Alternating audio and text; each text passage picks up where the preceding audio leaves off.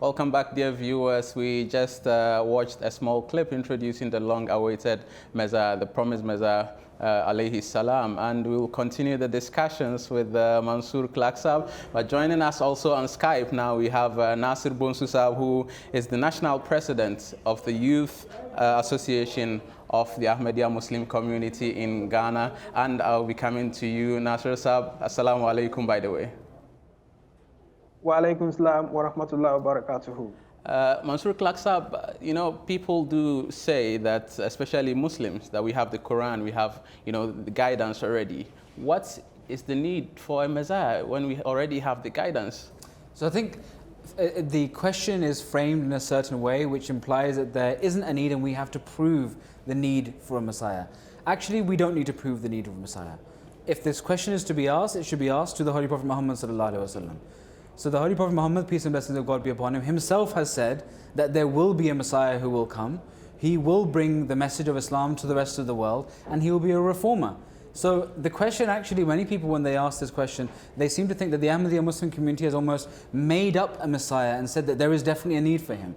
Whereas actually, there is nothing new to what the Ahmadiyya Muslim community is preaching. Rather, it is fulfilling the prophecy made by none less than the Holy Prophet Muhammad sallallahu alaihi wasallam.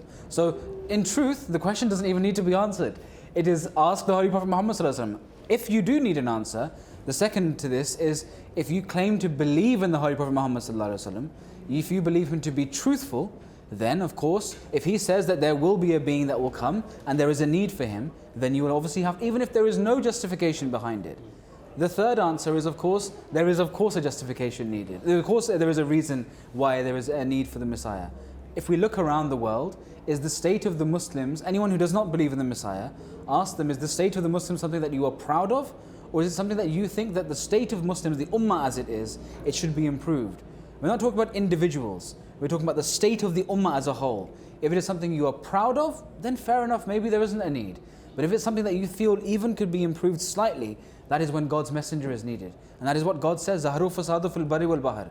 That when the chaos and disorder overtakes in the land and the sea, then God sends a messenger.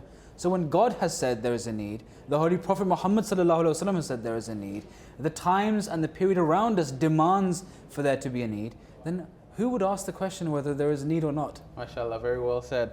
Well, turning to Nasir Bonsu Sahib in Ghana. Nasir Sahib, you see, when we talk about the promised Messiah and Mahdi, some people think that he is a figure only for the Muslims. Is his coming relevant for only Muslims, or it goes beyond Islam? Well, assalamu alaikum wa rahmatullahi wa barakatuh to all cherished viewers. When we talk about the promised Messiah and his coming, it is not limited to Islam alone or to Muslims alone. Because before we can be able to understand this topic, first of all, we have to know that all the prophets, the major prophets, or all prophets from all these major religions have been sent by God the Almighty. And in Islam, we say that we make no distinction between these prophets. And the message that they came is one, that Allah Wahid, that Allah is one. So now, having understood that all these prophets are coming from that one same sender and has been given one message, it is us that who have misinterpreted, given different understanding to the message that they came with. Now, we find in the Bible that when we read in Matthew chapter 24, it talks about the signs that herald the coming of the promise, the coming of Jesus Christ. When we read the Greek text, it talks about parousia. The word that it used is parousia. That is meaning coming. When we see this coming, it tells us that the parousia is a coming which is at hand. It's just like an icing on the cake. When you see all these signs like you hear of wars and rumors of wars, pestilence and earthquakes. If we should catch a glimpse of news bulletin in recent times, we will come to that realization that this is the best time. There is no other better time than this. Because all these signs have been fulfilled. And in that same verse, in that Matthew chapter 24, it talks about the fact that Immediately after the tribulation of those days, the sun shall be darkened, the moon will not give off her light.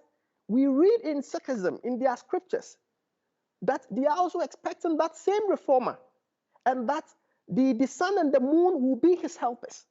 In same vein, we read in Surah Al-Qiyamah, which talks about the coming of the promised Messiah, that the sun and the moon will be eclipsed. And it's all talking about that same person. And in all these religions, they are expecting this same reformer. So when we talk about the promised Messiah and his coming, it is not limited to Islam alone. All these major religions like Christianity, like Sikhism, Islam, and all other religions are expecting the same prophets to appear.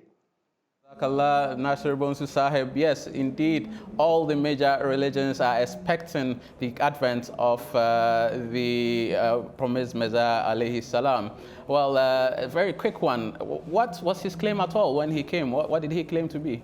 The Prophet ﷺ claimed to be, as opposed to going into the individual names, he claimed to be the fulfillment of all of these prophecies. As opposed to one person, like I said before, sitting on the train station waiting for somebody to come.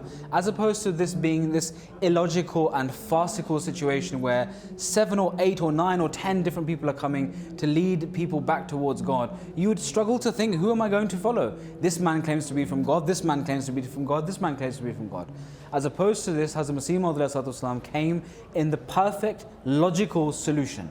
He was sent by God as one figure to bring all people back. And this is what he claimed to be. He claimed to be the Mahdi. He claimed to be the Messiah. He claimed to be the second coming of Jesus. He claimed to be Krishna reincarnate. He claimed to be the coming of all of these figures in one person to unite all people. And that's what we can see at places like the Jalsa today, when people from all around the world come together, united at the hand of the promised Messiah. MashaAllah, beautiful indeed. That's how people from all around the world have come together under the banner of Islam, under the flag of Islam Ahmadiyya, and that is what the promised Messiah alayhi salam came to do. After his demise, the system of Khilafat, that is successorship, came into place.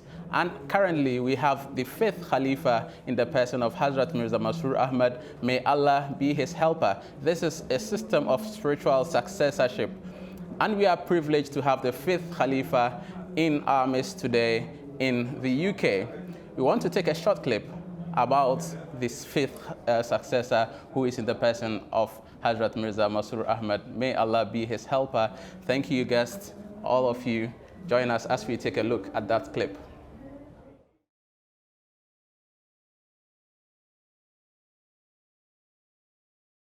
In a time of social, economical, and political injustice, where basic morals are fading from society and the power-hungry are on a mission to oppress those subordinate to them, there is a dire need for the world to hear the voice of reason, peace, and equity. Today, this voice emanates from none other than the man of the hour, the Caliph and worldwide head of the Ahmadiyya Muslim Community, Hazrat Mirza Masroor Ahmad. May Allah be his helper. His Holiness is constantly on global tour in a mission to convey the message of peace and justice to all the leading powers of the world. Whether it is to tackle extremism, radicalization, or political injustice, His Holiness is never the one to shy away from challenging the wrongs in society so that peace may be established in the world. In order to achieve this, His Holiness has addressed the likes of the British Parliament, the EU Parliament, Capitol Hill, the Dutch Parliament, Canadian Parliament, and many more prominent powers around the world. He has also held audience with many spiritual leaders and kings in order to bring about peace and equality in the world through dialogue and integration. Today, His Holiness, Hazrat Mirza Masroor Ahmad, may Allah be his helper, is a voice for peace and a source for guidance for the entire world.